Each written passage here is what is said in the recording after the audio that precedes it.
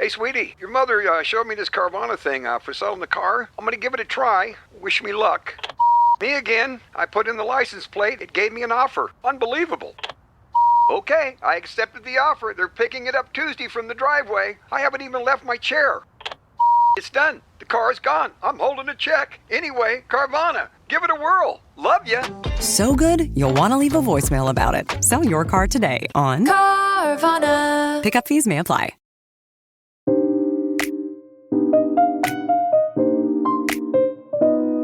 Hello, listeners.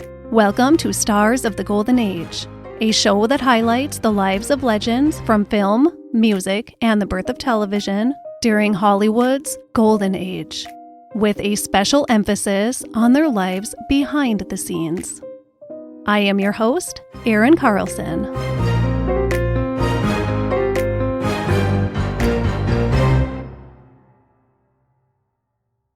Welcome back to the conclusion of Greta Garbo's story. If you haven't listened to part 1, please go back and do so and come on back. Before we dive back into our journey through the life of Greta Garbo, I would like to give a shout out to a new Patreon member.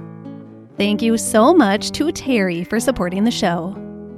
If you would like to join Terry in having access to a ton of awesome bonus content, listen at the end of the show and I will tell you how to get it. Thanks again, Terry. My two primary sources for these episodes on Greta Garbo are the books Greta Garbo, A Life Apart by Karen Swenson and Greta Garbo and the Rise of the Modern Woman by Scott Reisfield. Scott Reisfield is the great-nephew of Greta Garbo, and his book was just released. It's really good, so please consider picking up a copy. The links are in the show notes. Both biographies are wonderful portraits into Greta Garbo's life, and both unique in their own ways. We left off in the story of Greta Garbo with the 1926 film Flesh and the Devil, which paired Greta Garbo up with John Gilbert. And sparks flew everywhere the second they met, and those sparks ignited into a blaze almost instantly. Greta had been pretty unhappy before stepping onto the MGM lot to start Flesh and the Devil. She was extremely homesick, her beloved sister had just passed away. She wasn't feeling comfortable with her place in American filmmaking quite yet. She was still learning how to speak English comfortably. And her longtime on-again, off-again companion, Mart Stiller, had left MGM. She was extremely lonely, and then she met John Gilbert, and she was lonely no more. Greta Garbo had now done 3 American films with MGM, and she was hot. She brought to moviegoers a brand new kind of woman. They'd seen the classic vamp many times over the last decade or so. But what Greta Garbo brought to the table was a kind of liberating sophistication. She was slower and more sultry. Every single movement and every single look was calculated. And the result was extremely sexy and desirable. Nothing ever looked pushed or forced. She was portraying her characters in such a natural and realistic way. Many viewers were still used to the overly dramatic movements and reactions popular by actresses of the silent film era. You know what I'm talking about. Greta Garbo, she was different. She could play a vamp, but you didn't hate her. She always left you wanting more. And no one wanted more of Greta Garbo than John Gilbert. The connection between the two was undeniable, and they began a passionate love affair almost instantly. Greta Garbo was already the talk of Tinseltown, but now it was her relationship with John Gilbert that was all anyone could talk about. Even John himself, or Jack as he was more commonly known, so you'll probably hear me refer to him as that as well. Here is what he said about his newest infatuation, Greta Garbo. Quote, "There is something eternal about her. Not only did she baffle me, but she baffled everyone at the studio.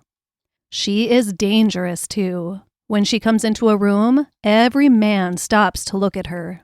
And every woman, which is more remarkable. She is capable of doing a lot of damage, unconsciously, of course. upsetting thrones, breaking up friendships, wrecking homes, that sort of thing, end quote.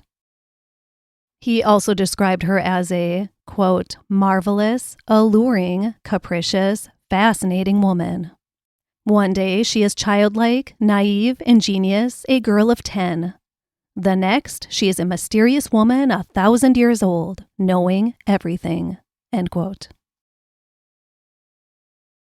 John Gilbert wanted to marry Greta Garbo almost immediately after they began seeing each other, but Greta Garbo did not want to get married, no matter how much she loved John Gilbert. He tried and tried and tried, and each time he was met with disappointment. He took what he could get, and the two spent almost every waking moment together, when she wasn't running from his marriage proposals. Jack was a very social man and loved to be in the presence of others at all times. My nightmare, and Greta Garbo's nightmare too. But she was in love, and you know how you get when you're in love. So she embraced this new, exciting chapter in her story. Through John Gilbert, she became friendly with all of the biggest names in 1926 Hollywood. And the new couple was even invited to a party at Pickfair, the home of Mary Pickford and Douglas Fairbanks. An invitation to Pickfair was the social goal of everyone in Hollywood. When they weren't bouncing around Hollywood parties, they spent time at Jack's Spanish-style hillside home in Benedict Canyon, where there were usually many people gathered as well. Jack had to have people around. He would host poolside brunches, casual afternoon cocktail parties, or tennis matches with the likes of Buster Keaton, Basil Rathbone, and Charlie Chaplin. Greta Garbo was supposedly a really fierce tennis player. This was a lot of constant social energy for someone like Greta, who was a reserved, introverted, solitary woman who lived deeply in her own mind. It was exciting at first and wonderful medicine for her wounded heart. But before long, reality began to seep in. The real her regained control of the reins. She couldn't go on living within that much excitement all the time. So when it all became too much for her, which it often did, she would simply disappear. Jack tracked her down in Santa Monica on one occasion, and when he saw her at the beach, he prepared to approach her, to talk to her about it. But then he stopped. He saw how calm she was and how at peace she was. He sat there and watched her from a distance as she just stared out at the waves, motionless, for a very long time. The Pacific Ocean was Greta Garbo's savior in her early years in California. Greta Garbo sacrificed a lot to leave her beloved Sweden for the United States.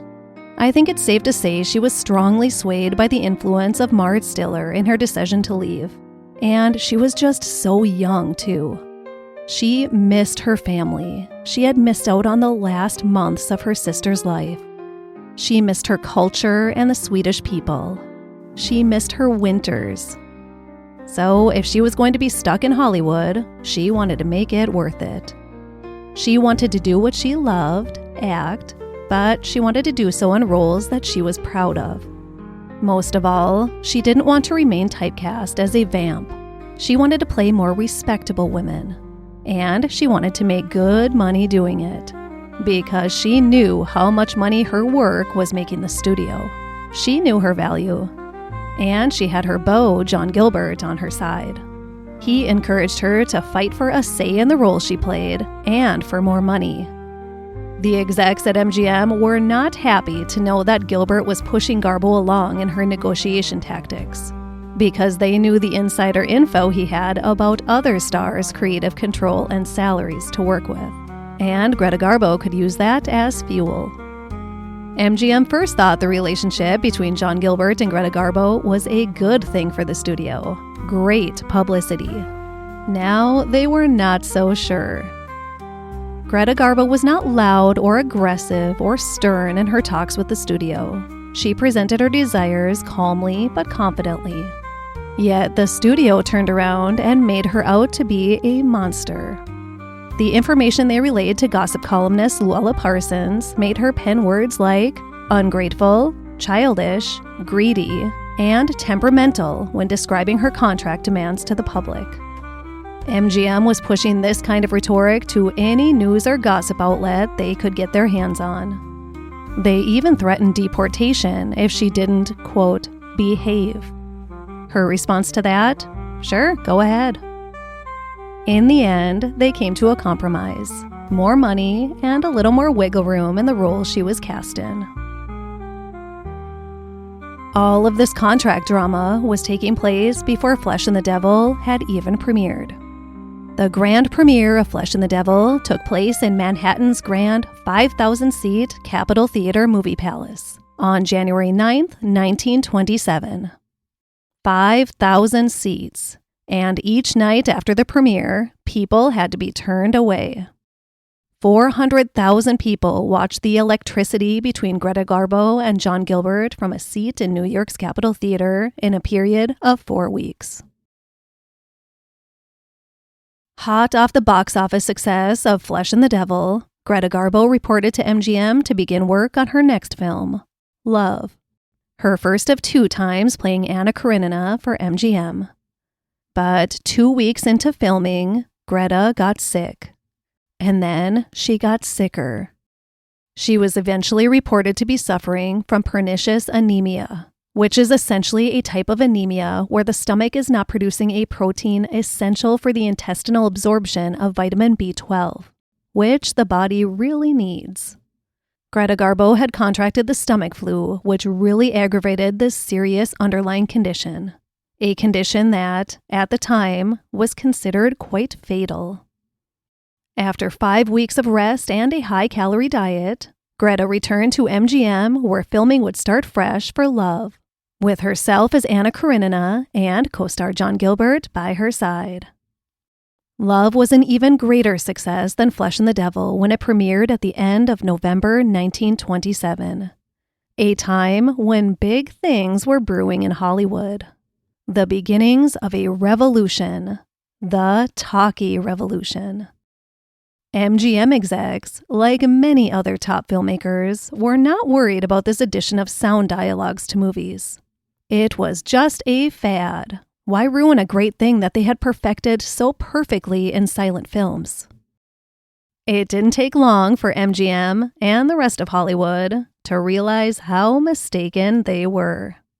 Soon, MGM would reign king of talking pictures, and Greta Garbo would find herself in the role of Anna Karenina once again, 8 years down the road in 1935. Greta Garbo was on fire on movie screens, and after the release of yet another consecutive smash hit, The Divine Woman, she was coined with a nickname that would remain attached to her for the rest of her days, The Divine. I'm going to step away from Greta Garbo's film career and focus more on her life away from the film studio. What we know about it, that is. She was a fiercely private woman, and I want to be respectful of that. So I will be treading carefully because there are a lot of rumors and speculations out there about Greta Garbo's private life. But I think the most responsible thing to do is to go by recovered letters shared in the biographies, which I even felt a little guilty as a private person myself because those were her private thoughts and words. So I will be trying to stick to the facts we know, not by what people thought about how Greta Garbo lived her life or what they thought she felt. Because a lot of people had thoughts, and very few actually knew the truth of her. By the end of 1928, the passion-fueled relationship between Greta Garbo and John Gilbert had gone through many, many ups and downs. And Garbo didn't have quite as much fun on those ups and downs as she did on that roller coaster on Coney Island when she first arrived in the States. It came with a lot of drama and a lot of energy, and she did not care for an excess of either. John Gilbert drank a lot, and it sounds like he wasn't the best company after he'd thrown back a few. Greta didn't drink much, so this really became an issue in their relationship. There was a lot of push and pull, a lot of disappearing acts. The initial electricity of John's energy and passion towards her had grown exhaustive and sometimes tumultuous. But she loved him, and he loved her. There was a definite connection between the two, but by the end of 1928, their relationship had shifted to more of a friendship than a romance. Another one of those complicated relationships. And speaking of that, there was another element affecting the Gilbert-Garbo relationship. Marit Stiller. Greta Garbo still loved him, and they continued to share a strong bond to one another, even after he returned to Sweden. Sadly, Stiller wasn't able to enjoy being home for very long. He had become very ill, most likely with tuberculosis. Greta Garbo received the news of his death on the set of Wild Orchids on November 8, 1928. Once again, she had received the devastating news of a very close loved one's death while at work, and then had to put on a tough face and continue to work. Time was money. There was no time to grieve. In fact, this is how Louis B. Mayer responded to the news of Marit Stiller's passing, knowing very well how important he was to Greta Garbo. Greta returned to her dressing room at the end of shooting that long, sad, grueling day that she had received the news, and she found a little gift left from her boss. A small perfume bottle and a note. What kind of perfume? Brandy. He left her a shot of Prohibition brandy with a note that read, "Dear Greta, my sympathy in your sorrow. But the show must go on." I have never read anything more Louis B. Mayer than this account. Greta Garbo was finally able to return to Sweden, her home, for the first time shortly after Stiller's death, just before Christmas of 1928. Something she had been begging the studio for since her arrival in the U.S. 3.5 years earlier. The visit proved to be exactly what her soul needed.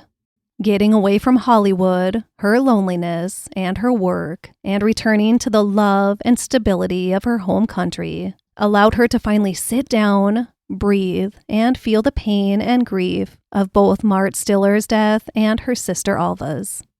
She could finally process both of these great losses.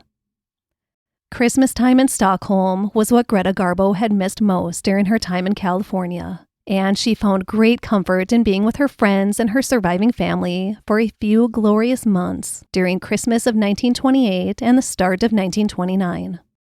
She also enjoyed the company of a young man named Wilhelm Sorensen during her visit, a friend of Sweden's Prince Sigvard. Then, Louis B. Mayer said that was enough of that, and she had to get back to work. She was sad to leave her family, her friends, and her new male companion. Hollywood and the entire United States loved Greta Garbo, but Greta Garbo wasn't willing to give them much more than the electricity she offered up on the screen. Her private life was her private life. And while many actresses were intentionally placing themselves in places they knew they would be seen and written about by gossip columnists, Greta Garbo was the complete opposite. She had given an interview and photoplay in December of 1927, which took several meetings and many, many hours of conversation to complete. And after that, nothing really. Greta Garbo famously did not sit for interviews. She was intensely private, I can't stress that enough. And even after that 1927 series of interviews, she regretted talking once that article was printed. Even when she casually met Luella Parsons for the first time at a dinner party, upon realizing who this lady was she was having light conversation with, she quickly grabbed her things and left the party. "I do not like to see my soul laid bare upon paper," she said. To her, her role in the public's eye was acting out characters on the screen, and she owed the world nothing else. Although she had enjoyed her time with Wilhelm Sorensen in Stockholm, or Soren as he was often called, she, of course, still had that intense connection to John Gilbert. He tried once more to convince her to marry him, but she was steadfast in her refusal. She didn't think she would be a good wife, and she didn't think she could handle him as her husband if she was. It seemed she wanted him to keep on wanting her, but wanted to keep him at arm's length. She kept that hard shell intact while protecting her emotional well-being. Maybe she assumed he would continue the chase, or that he would settle into the reality of what she was willing to give him in a relationship. But she was deeply hurt when she read in the LA Times in May of 1929 that John Gilbert had unexpectedly married actress Ina Claire. They had met just 3 weeks earlier. Spoiler alert, it didn't last. Greta Garbo, the Ice Princess, had buried her emotions deep inside her mind for only her and no one else to access. Deep down, she had to be absolutely shocked and devastated.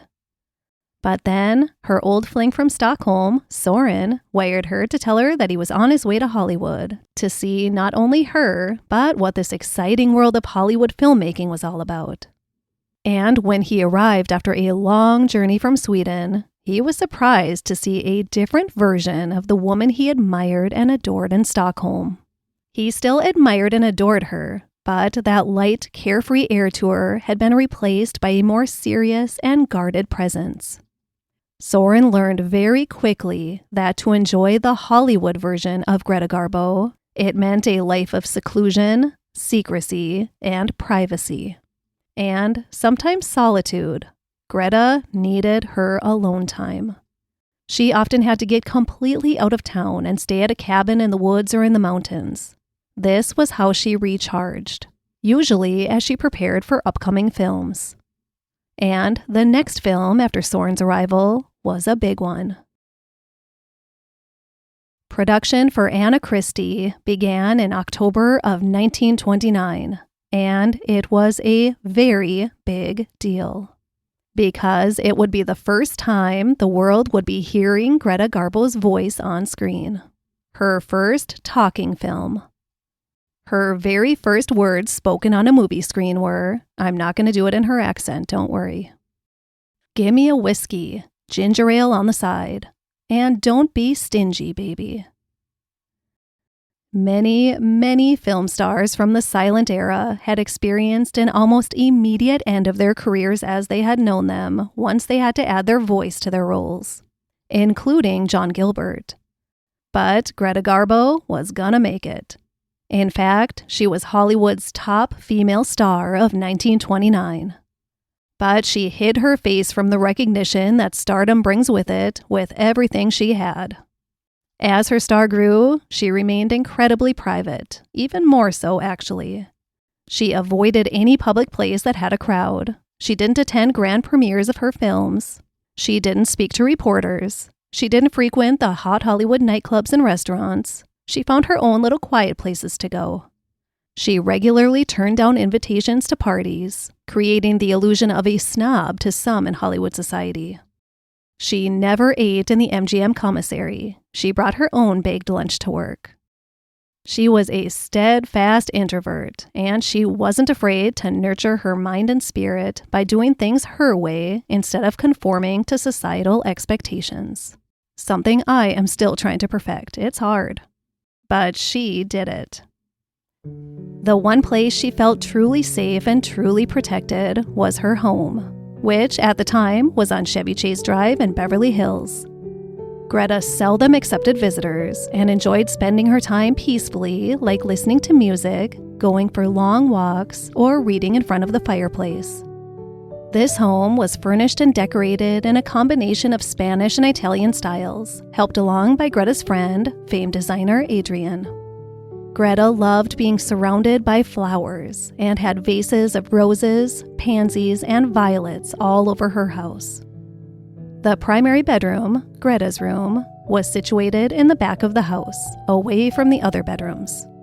Her bed was the focal point, sitting on a platform in the center of the room, with a photo of Marit Stiller on her bedside table. The decor of her bedroom was Chinese: art, kimonos, panels, and small statues and figurines. Her large closet was full of beautiful gowns, but what Greta could mostly be found wearing were comfortable clothes and flat shoes. She wore trousers and loose tops, men's suits, and clothing she purchased from the Army-Navy store. It was all about comfort, not uncomfortable style. Garbo didn't live completely alone in her little private haven on Chevy Chase Drive. She had Fimsy, a chow, Pinton and Mira, her 2 black cats, and Polly, a talking parrot. Greta had a solid crew of close friends, but they all knew that there were strict boundaries in place within their friendships. Everyone in the world wanted to know everything they could about the mysterious Greta Garbo, but all she was willing to share were her talents on the screen. The rest was for her. She quickly became known as the peasant of Chevy Chase. But then, before long, fans took Greta's privacy away. She had people sleeping outside of her gate, people trying to get in, people following her on her beloved walks, and the feeling of being watched while in her backyard and swimming pool. She no longer felt safe there. It was time to move. And she next landed back in Santa Monica with much more privacy, the place that had soothed her soul when she first arrived in town. Okay, we are going to skip ahead a bit now. We know Greta Garbo became an instant sensation on the silver screen. We know she successfully made the transition from silent to talkies. We know she was often distant in relationships and required her solitude. And we know she could not handle the chaos of fan energy or large crowds in general. We know she was a huge yet mysterious star. She was an actress in Hollywood to act, not to be a public star. So I'm going to kind of breeze through things a little quicker now, and I want to start by talking about Greta Garbo's romantic life and her friendships. And then we will talk about how her career played out and what the rest of her life looked like. First, her relationships. Greta Garbo's romance with her Swedish beau Soren fizzled out once he was settled in Hollywood and wanted to live the rich social life that came along with it. He ultimately returned to Sweden. There was some dating here and there for Greta. There were also close friendships with men that were nothing but friendship. But still, she preferred to live a life mostly on her own. Gossip columnist Luella Parsons would sometimes hint at very close friendships to a woman or two. Intimately close. There were 2 women in particular who played prominent roles in Greta Garbo's life: Mercedes de Acosta and Salka Vertel. Mercedes de Acosta was a writer of Spanish descent and a self-described, quote, personality of international fame. 11 years older than Greta Garbo, Mercedes de Acosta seemed to be quite an interesting figure. She once claimed to have been raised as a boy for the first 7 years of her life, but other accounts contradict that. She seemed to have a colorful imagination, mostly when speaking about herself and her relationship with Greta Garbo. She had a complex emotional self, much like Greta Garbo, but far more intense. They had both lost their fathers and sisters young. Both struggled to conform to societal norms. Both were chronic insomniacs. They were 2 peas in a pod, and when they met, Greta Garbo felt like she had finally found another person who could truly understand her. I want to read you author Karen Swenson's physical description of Mercedes so you can get the total picture of her in your mind. Quote, 5 feet, 3 inches tall, jet black hair cut short, and, in the spirit of a true Latin lover, usually brushed back from her face with brilliantine.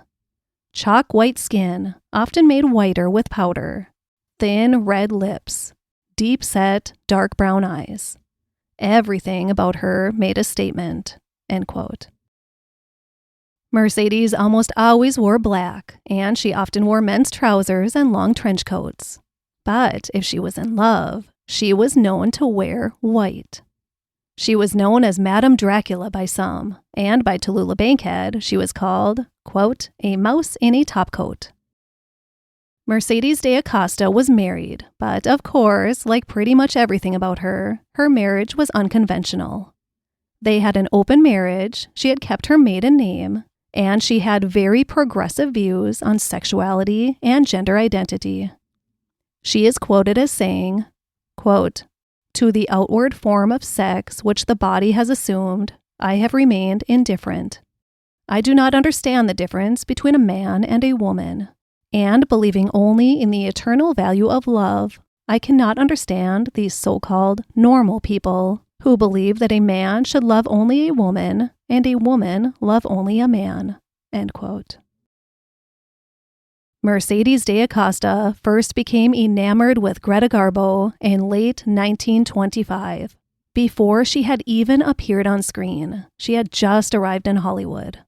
Mercedes saw her photo in Vanity Fair and was instantly intrigued. When she saw Garbo in her first movie, Torrent, she felt a magnetic pull to her in the depths of her soul.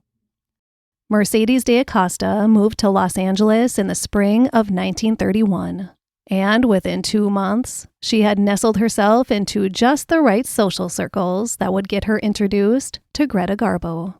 And the two instantly hit it off.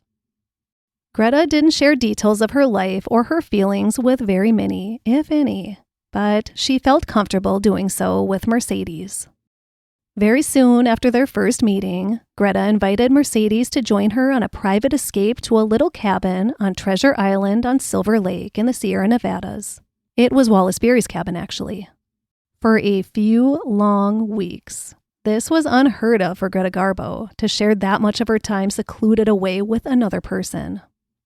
Greta Garbo herself hunted and fished for their food.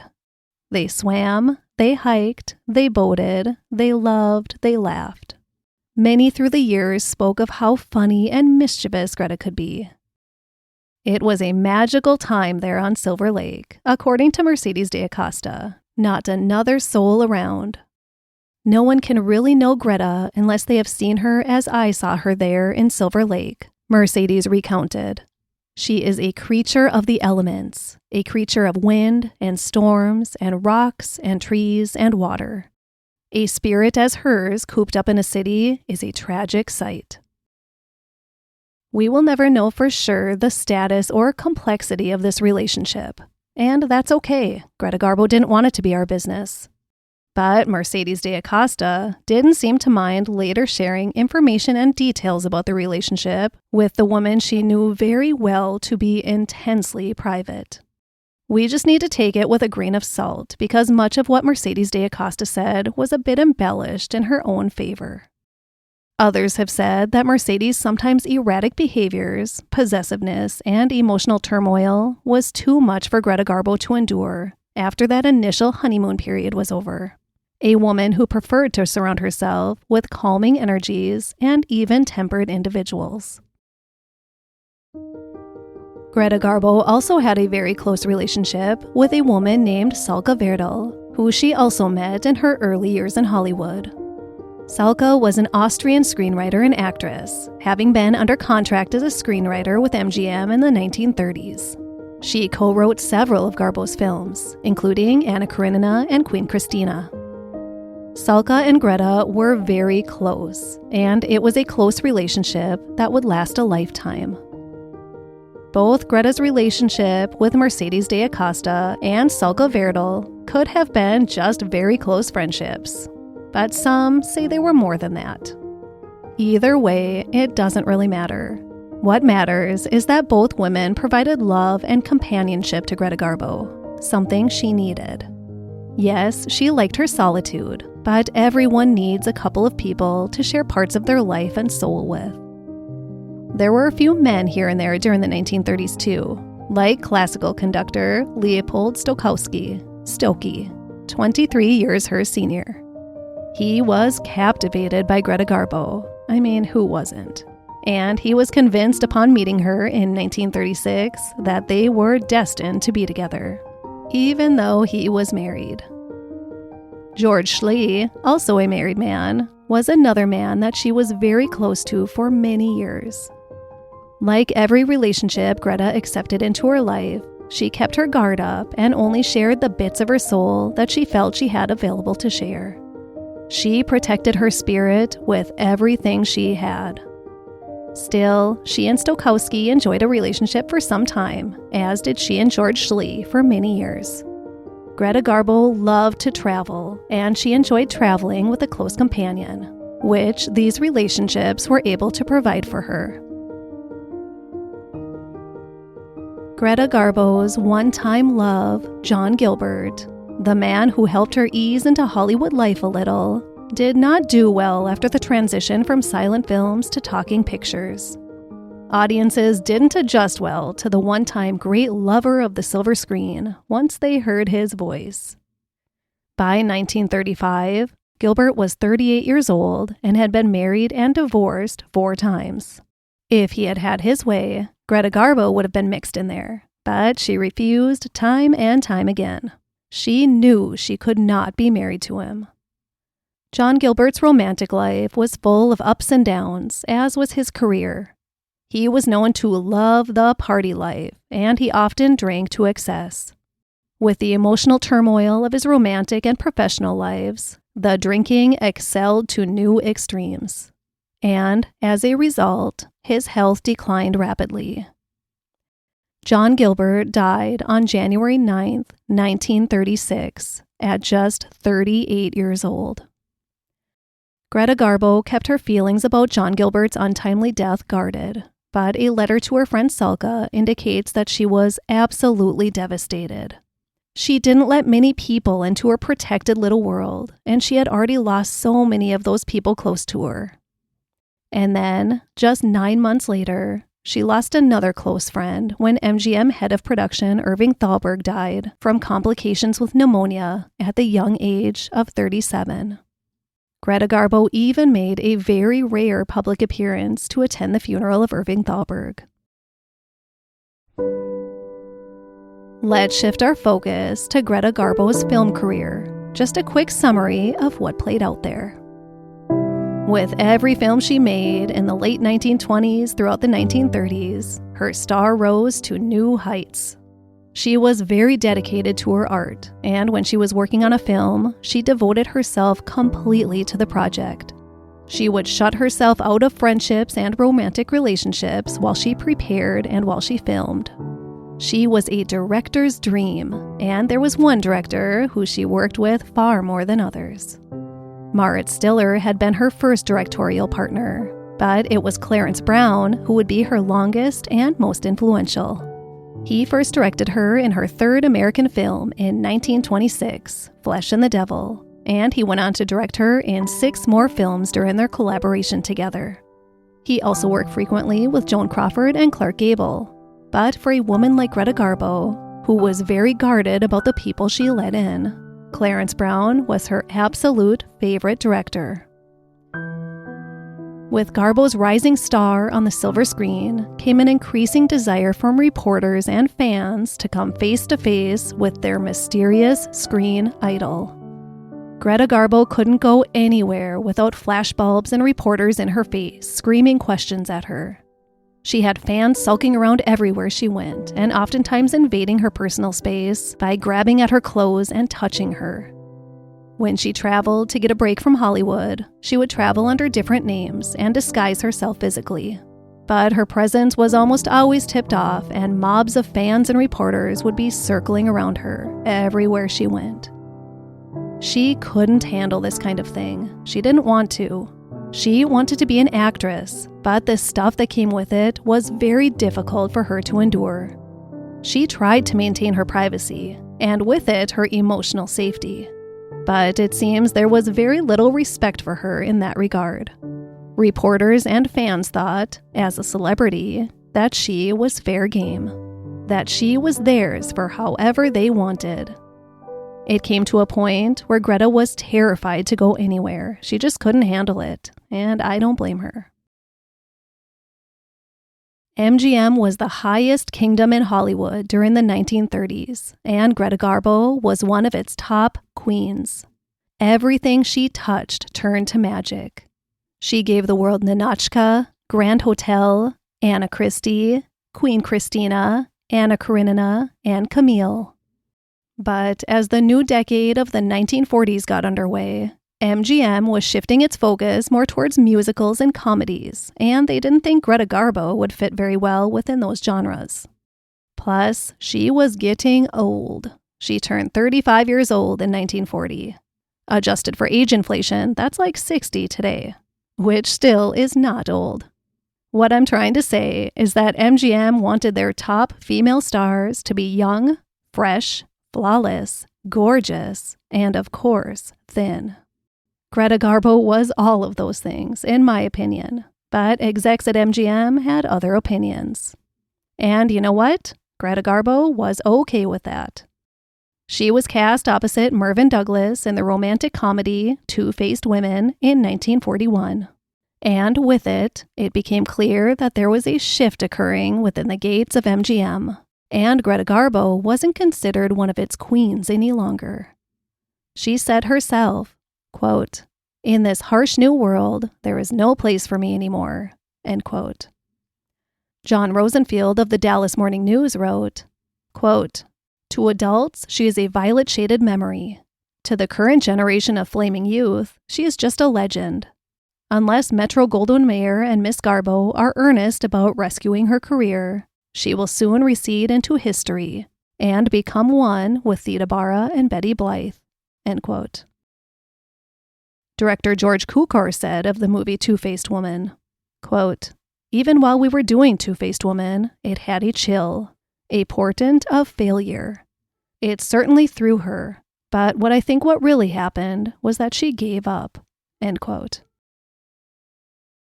1941's Two-Faced Woman was 36-year-old Greta Garbo's final motion picture.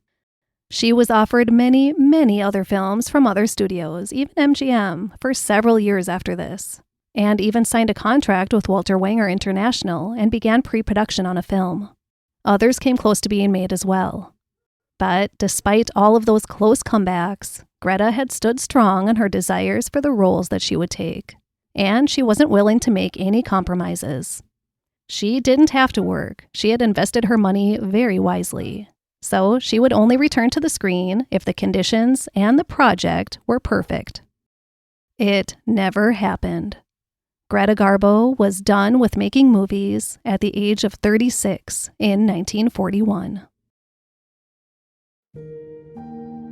Greta Garbo regained a part of herself that she'd left behind in Sweden when she bought a large working farm about 37 miles or 60 kilometers southwest of Stockholm. The estate was old, huge, beautiful, and most importantly, private. Greta appointed her brother Sven as the estate's caretaker, so he moved in with his family. Greta's mother Anna was given a large 3-room suite within the large manor. Back in the States, now that she wasn't tied down to MGM anymore, Greta Garbo made New York City her home for most of the year. She felt more free in New York to live a life absent of obsessive fans and reporters every step of her life. New York was just more her vibe.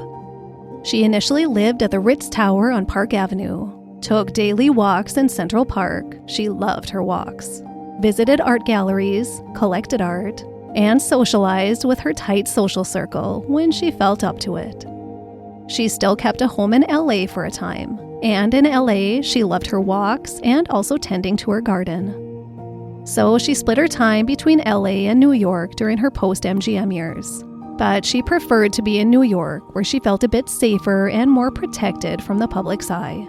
She could just blend in with the crowd a little bit easier there. In the mid-1940s, Greta Garbo's life began going through a bit of a transformation. She could no longer live under the shadow of screen legend Greta Garbo. She wanted to live her life as she had always wanted: quiet, private, ordinary, and peaceful. Since she had first become famous, Greta had always used a variety of alias names when she traveled in order to hopefully secure her privacy. Of the many names she used was that of Harriet Brown. By the mid-1940s, about 5 years after last appearing on screen, Greta Garbo decided she wanted to leave Greta Garbo behind for a while and become Miss Harriet Brown. By doing so, the 1950s seemed to show a much more carefree and open version of the woman the world had known as Greta Garbo. She socialized within New York's upper society and was known as a bright conversationalist. Everybody loved talking to her at a party.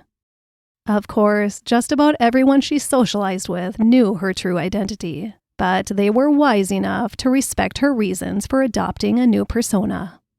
So, to them during that time, she was Miss Harriet Brown. If anyone did bring attention to her true identity of Greta Garbo, they would be shopping for new friends. Greta was now a U.S. citizen as of February 9, 1951, more for political and financial reasons than losing a love for her beloved Sweden. She was in the U.S. to stay, just as Miss Harriet Brown for the time being. She settled into a large, bright, 7-room apartment on East 52nd Street in Manhattan.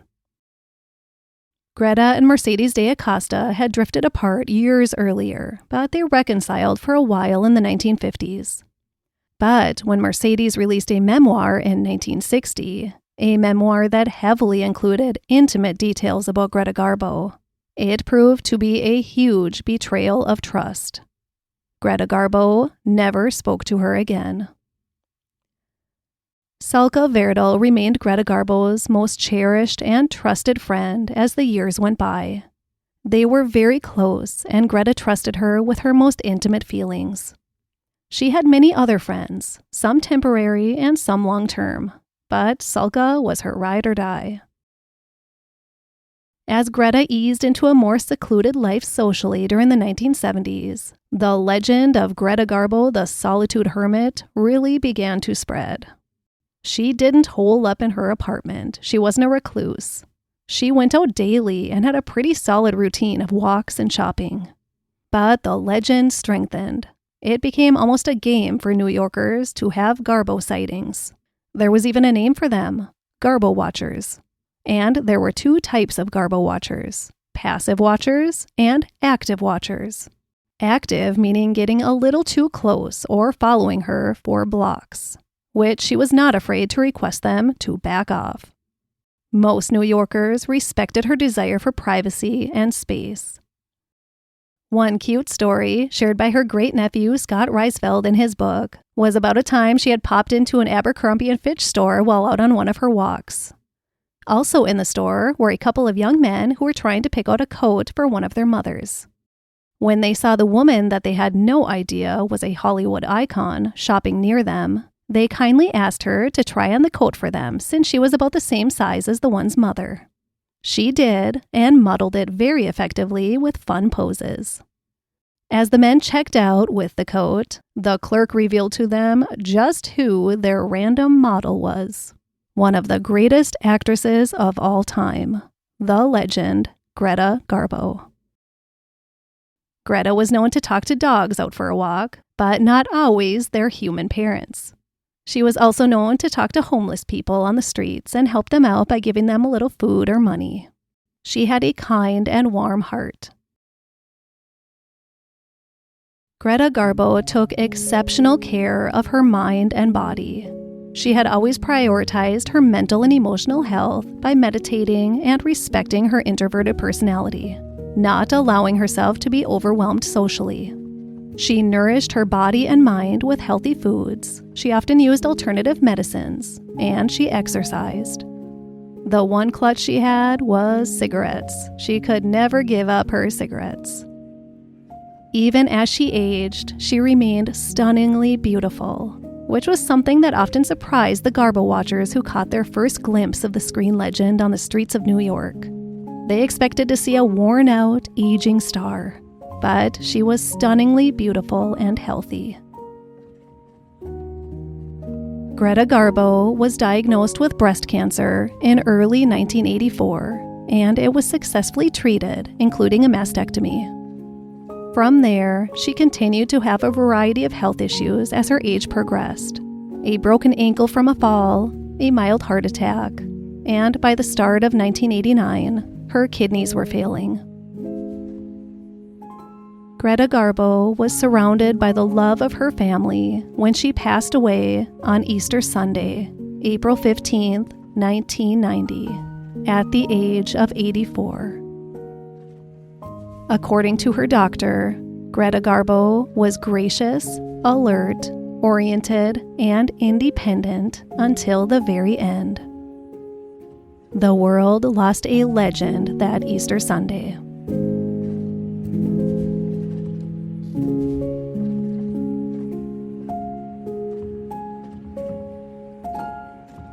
And now, a few more interesting things I learned during my research. Bullet point number 1.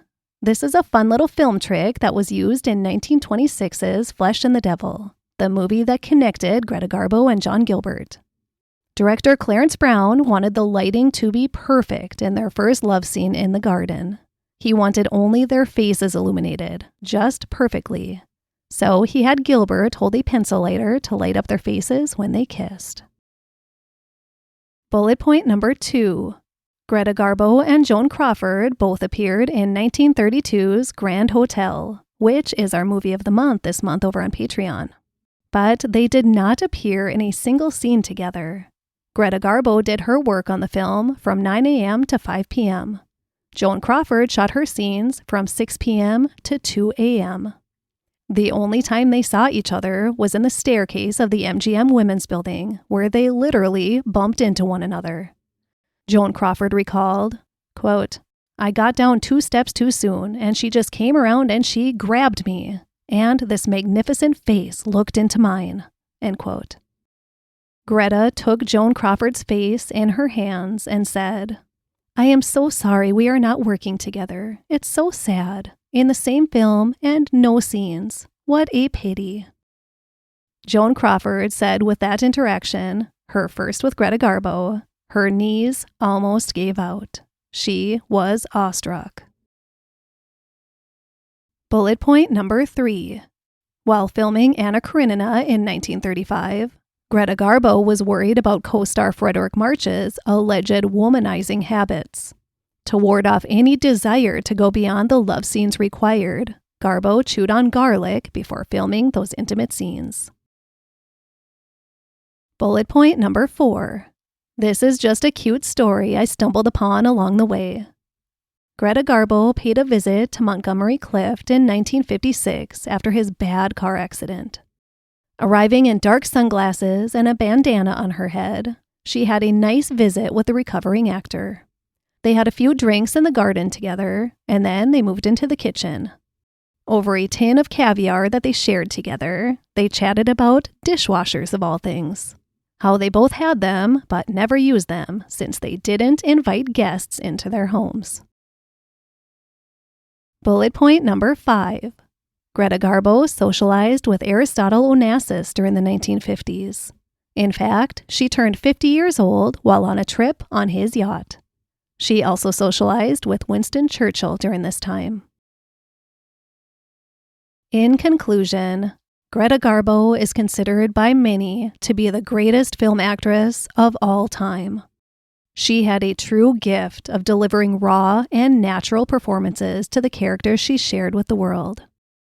Bette Davis once said, "Her instinct, her mastery over the machine, was pure witchcraft. I cannot analyze this woman's acting. I only know that no one else so effectively worked in front of a camera." Head of MGM Louis B. Mayer said, "The cinema has given precisely one great artist to the world, Greta Garbo. Unless you count that damn mouse." Greta Garbo's intense desire for privacy eventually became more infamous than her work on the silver screen. Being a movie star during Hollywood's golden age almost always meant that you were signing up for a complete life in the public's eye. But not for Greta Garbo. Not during her reign in Hollywood, and certainly not after.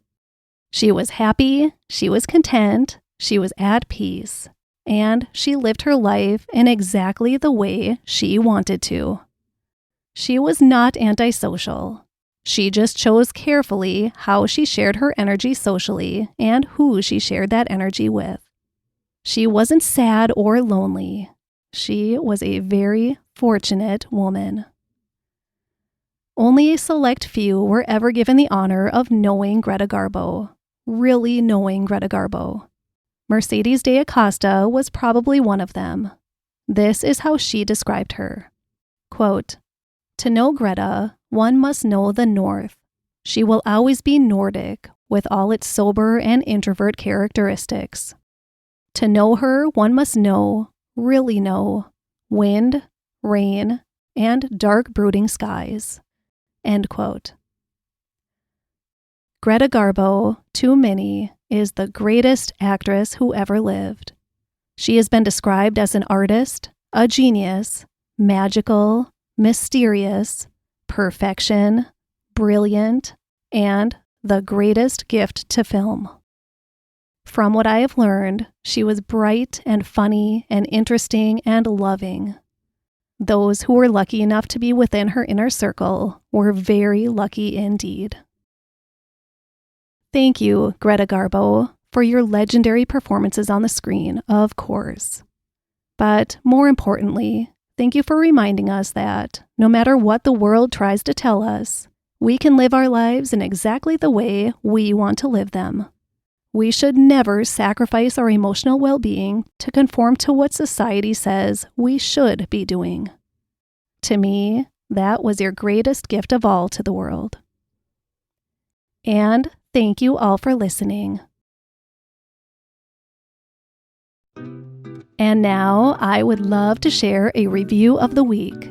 I have to say, wow, you guys really came out with your positive feedback after my little rant on our last episode. Thank you all so much for the love and support. I'm going to share one with you now, and if you would like your review read on the show, leave one and maybe I'll read yours too. Positive reviews preferred, please. This positive review came alongside a sparkly 5-star rating from Autumn173 on Apple Podcasts, and she wrote, "I really like this podcast. I love classic Hollywood, the movies, the stars, the whole bygone era. Erin does a great job with the research and presentation and keeps to the facts rather than interjecting a lot of personal opinions like other podcasters do. If you love old-time Hollywood, then you'll really love this podcast. Keep up the great work, Erin." Ah, thank you, Autumn. This was such a delight to read. It really boosted my spirits, and I really appreciate you taking the time to do it. I am happy to carry the torch and helping to keep these stories alive. I also want to say that I received a comment from Tone, whose review I read last time, about the show being AI slop. He acknowledged his mistake and apologized for it, and I really appreciate him taking the time to do that. He did not have to, but he did. So if you are still listening, Tone, thank you so much for that, really. Just when I was losing any hope for humanity, there you go, showing me there's still hope. One final thing. You should all come over to Patreon and support this show, and in return, get a bunch of great bonus content. Bonus episodes, movie recaps, and cocktail party episodes. Greta Garbo's Grand Hotel is our movie this month, and our cocktail party episode features a cocktail that appears in the movie, and an article about Greta Garbo from the August 1930 issue of Photoplay magazine. And this month's bonus episode, which comes out tomorrow, is all about Emily Post and her rules of etiquette. Fun and interesting stuff. Come join us and support the show. Patreon.com/Stars of the Golden Age Podcast. Thanks, guys. Reach for the positive in every day, be kind to everyone you encounter, and have a great rest of your week.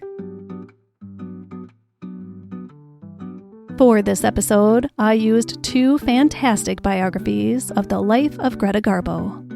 Greta Garbo and the Rise of the Modern Woman by Scott Reisfield, and Greta Garbo, A Life Apart by Karen Swenson, and IMDB.